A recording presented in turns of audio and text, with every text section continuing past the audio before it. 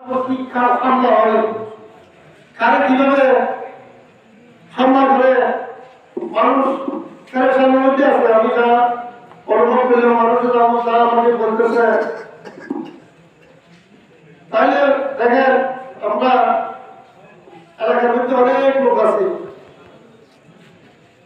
সবাই কিন্তু খারাপ না। হ্যাঁ, মাত্র কয়েকজন মানুষ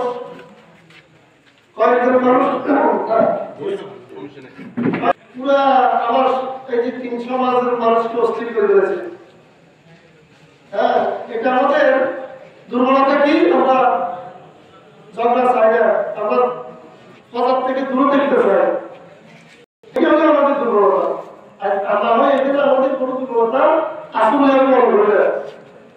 যে সমস্ত আমার এলাকার ছেলেমেয়েরা এই যে অনিয়ম অন্যায় করে আসছে, আমরা যদি সচেতন হইতাম তাহলে এগুলো করতে পারতাম।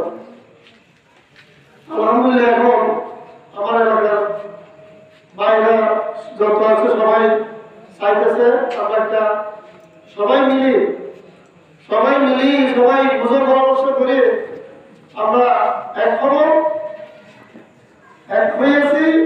এবং বাকি আগে তারা যে যাদের মানুষের তেমন করছে, যাদের মানুষের কারো বিক্রি করছে, হ্যাঁ, নিরহ মানুষ, অনেক মানুষ বাইরে থেকে এখানে আসে, তাকে বাসা বানায় থাকে, তাদের থেকে মোবাইল নিয়ে হয়েছে বিভিন্নভাবে।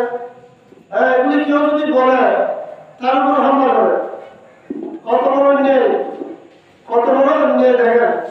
এরা তো বুঝতেছে না যে আমাদের দেশে এখন কি চলতেছে। এখন তো হামলা তো দূরের কথা, তারা তো এখন দেশের অন্তর্জায়ী তো বাঁচা মুশকিল হয়ে যাবে যে সময় এখন আসছে।